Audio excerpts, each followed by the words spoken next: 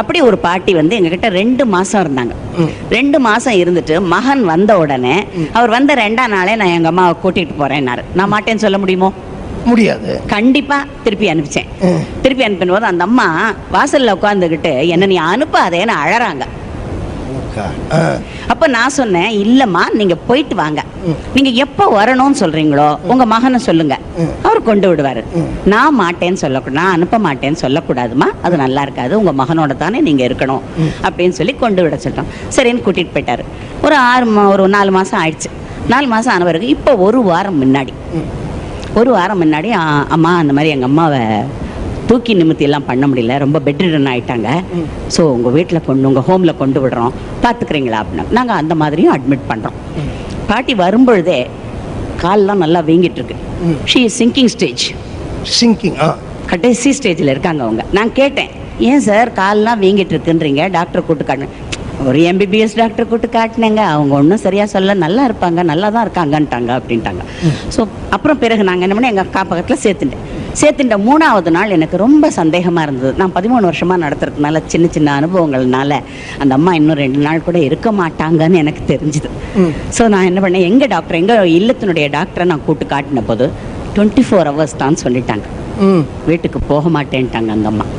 வீட்டுக்கு என்னை அனுப்பாதேன்றாங்க என்கிட்ட. சத்தியம் சார், நான் வீட்டுக்கு போக மாட்டேன், என்னை வீட்டுக்கு அனுப்பாதே, நீ அனுப்பாதே, நான் போக மாட்டேன்றாங்க.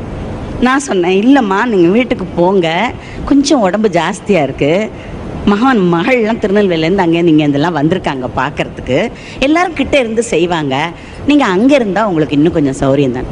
என்னை அனுப்பாத தாயி, என்னை அனுப்பிடாத தாயி, நான் போகலை.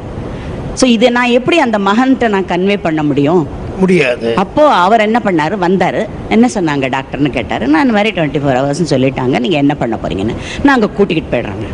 பேரன், மகன், மருமகள், 3 மகள்கள், 2 மருமகன்கள், எல்லாரும் வந்தாங்க. இழுத்து நல்லா தலையிலேருந்து கால் வரைக்கும் போத்திக்கிட்டாங்க சார். தலை வரைக்கும் போத்திக்கிட்டாங்க. கண்ணை திறக்க மாட்டேன்றாங்க. சரி, அதுக்கப்புறம் என்ன பண்ணாங்க, மகளும் மருமகளும் துளசி தண்ணி கொஞ்சம் ஊத்துறோம். ஊத்துங்க. துளசி தண்ணி ஊத்துறோம்னா வாயில ஊத்துறோம், கொஞ்சம் இது பண்ணுங்க, நீங்க அலோவ் பண்ணுங்க அப்படின்னு சொன்னாங்க. அலோவ் பண்ணுங்கன்னு உடனே நான் சொன்னேன், தாராளமா ஊத்தி பாருங்க. மருமக கெஞ்சுறாங்க, மகன் கெஞ்சுறான், பேரன் கெஞ்சுறாங்க, மக கெஞ்சுறா, வாயே திறக்காத நல்லா இழுத்து போர்வை எடுத்து வாய் பக்கம் மூக்கு வரைக்கும் மூடிக்கிட்டாங்க சார். ஸோ அப்போ நான் என்ன பண்ணேன், சார் கொஞ்சம் இருங்க, தொண்டைக்காயிருதுன்னு தானே நீங்கள் ஃபீல் பண்ணுறீங்க, நான் வேணா கேட்டு பார்க்குறேன், நீங்கள் யாராவது ஊற்றலாம் அப்படின்ட்டு நான் சொன்னேன். நான் கையில் பால் ஹோம்லேருந்து கிச்சன்லேருந்து எடுத்துகிட்டு போய், அம்மா நான் வந்திருக்கேம்மா, கொஞ்சம் வாயை திறங்க, பால் வாயில் கொடுறேன், தொண்டை காஞ்சி போயிடும், ரொம்ப நேரமாக வாய் திறந்துக்கிட்டே இருக்கீங்க நீங்கள் அப்படின்னு. நம்ப மாட்டீங்க சார், போர்வை அப்படியே எடுத்துட்டு வாயை நல்லா திறக்கிறாங்க சார். நான் பால் ஊற்றினேன், மடமடன்னு சாப்பிட்றாங்க. அத்தனை பேர் மூஞ்சியும் செத்து விழுது சார். இதுல எங்க இருக்கு சார் குடும்ப பாசம்?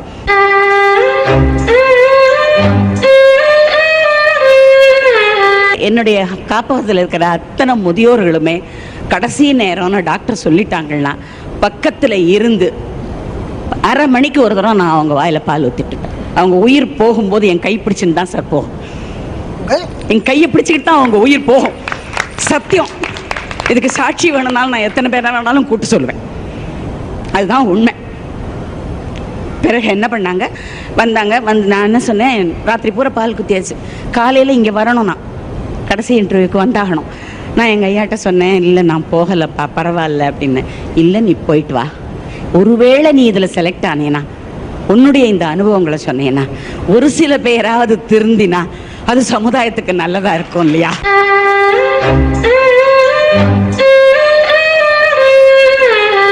இன்டர்வியூவில் உட்காந்துருக்கேன் சார், என்னால் உட்கார முடியல சார். இன்டர்வியூக்கு என்னோட வந்த பையன், அம்மா என்னமோ மாறி இருக்கீங்கன்னா, இல்லைப்பா எனக்கு ரொம்ப மனசு கஷ்டமாக இருக்குது, ஐ ஃபீல் கில்ட்டி, என்னுடைய டியூட்டிலேருந்து நான் தவறிட்டேனோ, இங்கே வந்து அனாவசியமாக உட்காந்துருக்கேனோ, என்னை மீறி அந்த உயிர் போயிடுத்து, நான் என் கையில் தானே இத்தனை நாளாக நான் எல்லாரையும் அனுப்பிச்சேன் அப்படின்னு சொல்லி ஃபீல் பண்ணேன். உடனே அந்த பையன் அவனுடைய செல்லை கொடுத்து எங்கள் வீட்டு நம்பரை ஃபோன் பண்ணான். நான் ஃபோன் பண்ணுறேன், 10 நிமிஷம் ஆறுது பாட்டி போய், அதனால தான் நீ இவ்வளோ வருத்தப்பட்டிருக்க அப்படின்னு எங்கள் ஐயா சொன்னார்.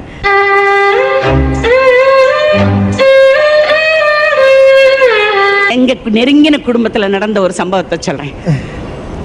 தந்தை இறுதி படுக்கையில் படுத்துக்கிட்டு இருக்கார்.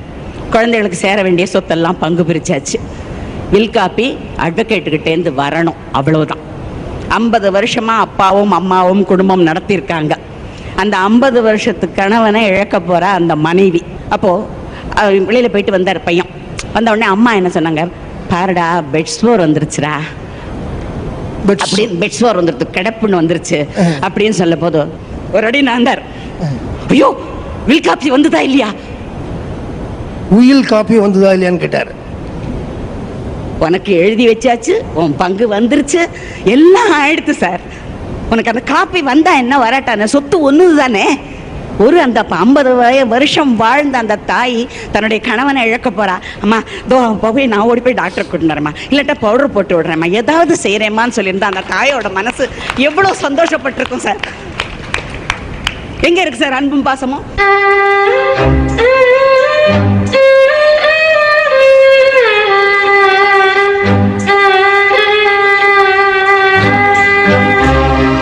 ஒன்றும் பேச முடியல.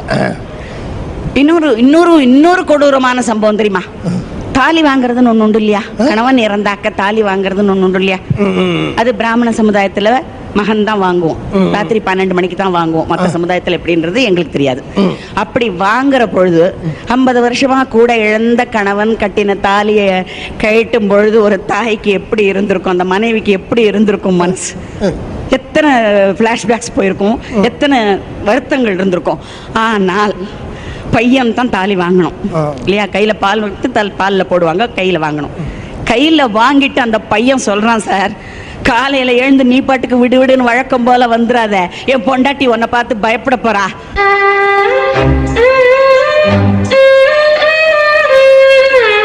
அந்த தாயுடைய உணர்ச்சியை புரிஞ்சுக்காத பையன் இருக்கிற வரைக்கும் குடும்பத்துல எங்க சார் அன்பும் பாசமும் இருக்கு?